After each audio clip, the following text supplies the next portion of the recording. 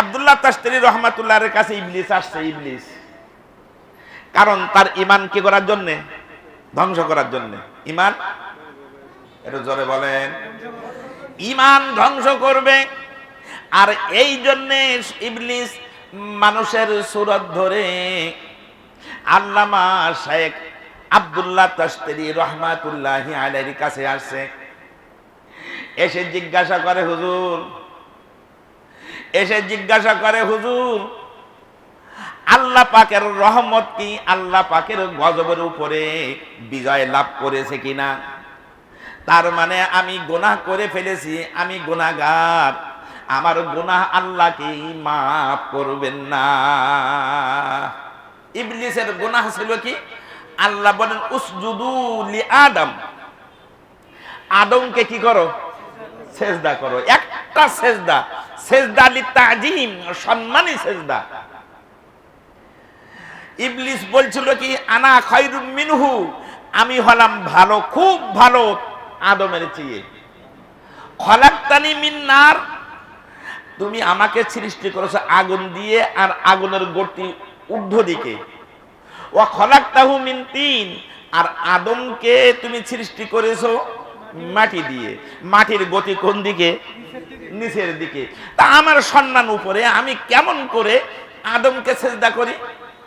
কথা কি বুঝে আসছে? এই হলো। আল্লাহ এবার বললেন কি, বাইর হয়ে যাও, ফাইন্নাকা রাজিম, তুমি বিতাড়িত। তুমি যে আমার একটা সেজদা মানলে না, একটা সেজদা তুমি করলে না, এই একটা সেজদা না করার কারণে, হুকুম না মানার কারণে তুমি রাজিম, তুমি বিরাট বিতাড়িত, তুমি ইবলিস, তুমি শয়তান, তোমার জায়গা হলো জাহান্নাম। জায়গা কোথায়? এখন আপনি ভালো করে হিসাব করেন তো, একটা সেজদার কারণে যদি তাকে আল্লাহ জান্নাত থেকে বাহির করে দেয়, আল্লাহর রহমত থেকে সরায় দেয়, জাহান্নাম ছাড়া ডাইরেক্ট জাহান্নামের উল্লেখ করেছেন। আল্লাহ বলেছেন আল্লাহর অভিশাপ, আল্লাহর অভিশাপ তার উপরে একটা সেজদা করার কারণে। কত মানুষ যে কত সেজদা ছাড়িয়ে যাচ্ছে, কথা বলেন না কেন? তাই না?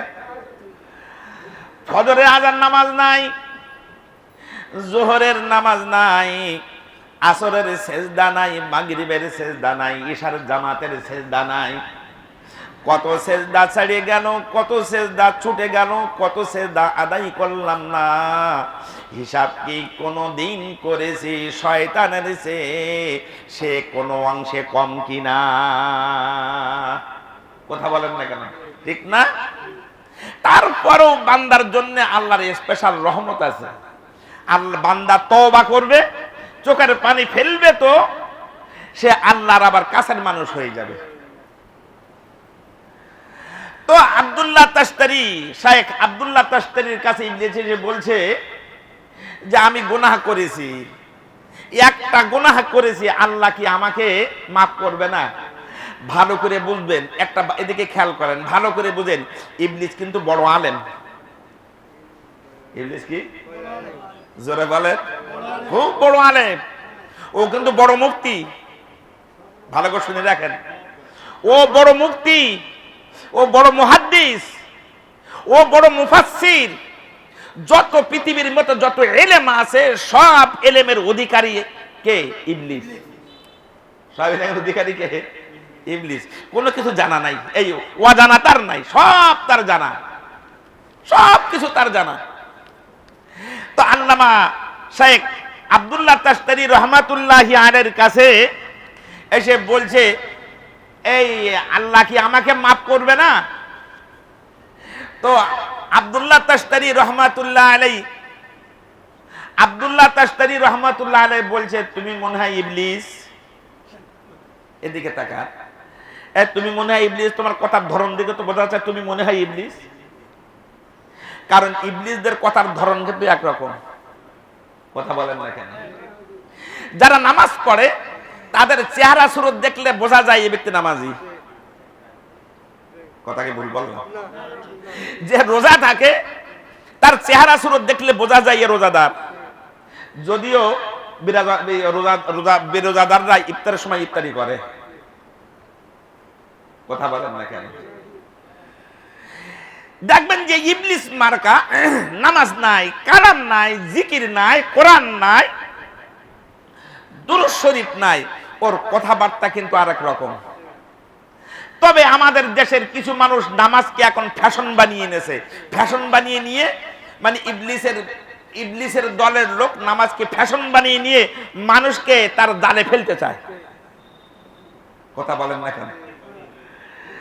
আব্দুল্লাহ তশতারি রহমাতুল্লাহ আলাইহি বলেন, মনে হচ্ছে তুমি ইবলিস, কারণ তোমার কথার ধরন তো ভালো না,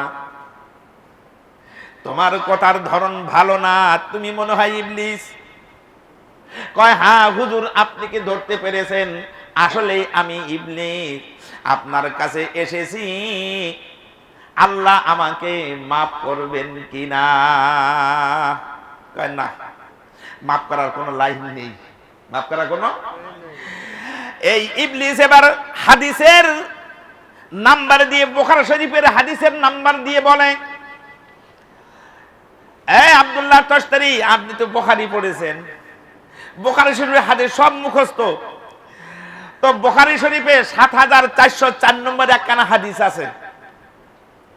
আন আবি হুরায়রা রাদিয়াল্লাহু তাআলা আনহু قال قال رسول الله صلى الله عليه وسلم لما قضى الله الخلق كتب كتابا فهو عنده فوق عرشه أن رحمة سبقت غضبي। ইবলিস একজন মুহাদ্দিস সাহেবকে কি শোনাচ্ছে? হাদিস শোনাচ্ছে। আপনি তো বুখারী পড়েছেন, হাদিস নম্বর ৭৪০৪, হাদিস নম্বর ৭৪০৪। আপনি হাদিসটা পড়েন নাই? হাদিসটা বর্ণিত আবু হুরায়রা রাদিয়াল্লাহু তাআলা আনহু থেকে। আপনি হাদিসটা পড়েন নাই? দয়ার নবী, মায়ার নবী বলেছেন, আল্লাহ পাক একটা লিখনি লিখেছেন, একটা লিখনি লিখে সেটা আল্লাহ নিজের কাছে রেখে দিয়েছেন। ভালো করে শুনলেন, আল্লাহ একটা লিখনি লিখেছেন, লিখে সেটা ফাওকা আরশিহি, আরশের উপরে আল্লাহ সেটা নিজের কাছে রেখে দিয়েছেন। আর সেটা হলো আন্না রহমাতি সাবাকাত গদাবি, আমার রহমত আমার রাগের উপরে প্রাধান্য পেয়েছে। তার মানে আমি আল্লাহর যে পরিমাণ রাগ, তার চেয়ে আমার দয়া অনেক বেশি, তার চেয়ে আমার দয়া কি অনেক বেশি। ইবলিস এবার আল্লামা তশতারিকে বলতেছে, আপনি কি হাদিসটা পড়েন নাই? আরে আমি তো গুনাহগার, আমি তো একটা সেজদা করিনি, কিন্তু আমার গুনাহের চেয়ে আল্লাহর রহমত তো অনেক বড় বেশি। কথা ঠিক আছে না? অনেক দেখেন বেনামাজিদেরকে যদি বলেন চলেন নামাজ পড়তে যাই, হুজুর যান নামাজ পড়তে, আপনারা যান, আল্লাহ রহমান রহিম, আল্লাহ আমাদের মাফ করে দেবে, বলে কি বলে না? এখন আল্লামা উবাইদুল আব্দুল্লাহ তশতারি রহমাতুল্লাহি আলাইহি যেহেতু হাদিসের বরাত দিয়েছে, আব্দুল্লাহ তশতারি রহমাতুল্লাহ আলাইহি লাজবাব হয়ে গেছে, কোনো জবাব নাই।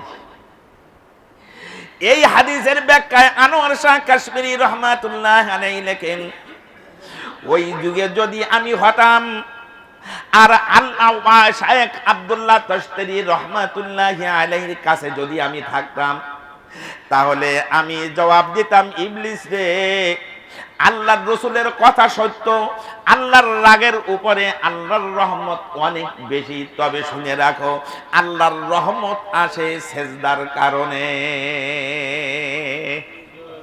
জোরে বলেন না, আল্লাহর সেজদা, আল্লাহর রহমত নাজিল হয় সেজদার কারণে। কিসের কারণে? আরে বান্দা যখন সেজদায় যায় তখন আল্লাহর রহমত আসে। তুই তো রহমতের কামনা করছো ইবলিস, তুমি যে রহমতের কামনা করছো, তুমি যদি সেজদা করতা তোমার উপরে রহমত আসতো, তুমি তো সেজদা করো নাই, আর আল্লাহর সিদ্ধান্ত চূড়ান্ত হয়ে গেছে তুমি জাহান্নামী। আসলেই তুমি আল্লাহর একটা হুকুম যদি মানতা, ওই হুকুমের কারণে ইবলিস তুমি জাহান্নাম থেকে বাহির হতে পারতা, তুমি থাকতে জান্নাতে। কয়টা সেজদা? জোরে বলে, একটা সেজদার কারণে ইবলিস হয়েছে। শয়তান শয়তান হয়েছে। আপনি আমি বাহিরের কত মানুষ যে কত সেজদা ছুটে যাচ্ছে, কত সেজদা করছি না, কত নামাজ আদায় করছি না, চিন্তা করে দেখেছেন আমাদের আপনাদের সেই সকল মানুষদের হালতটা কেমন হবে? একটা সেজদার কারণে যদি জাহান্নামে যেতে হয়, বিতাড়িত শয়তান হতে হয়, আর সমস্ত আদম সন্তান কোনো কিছু হলেই বলে কি আউযু বিল্লাহি মিনাশ শাইতানির রাজিম, আল্লাহ বিতাড়িত শয়তান থেকে তোমার কাছে পানাহ চাচ্ছি, আশ্রয় প্রার্থনা করছি।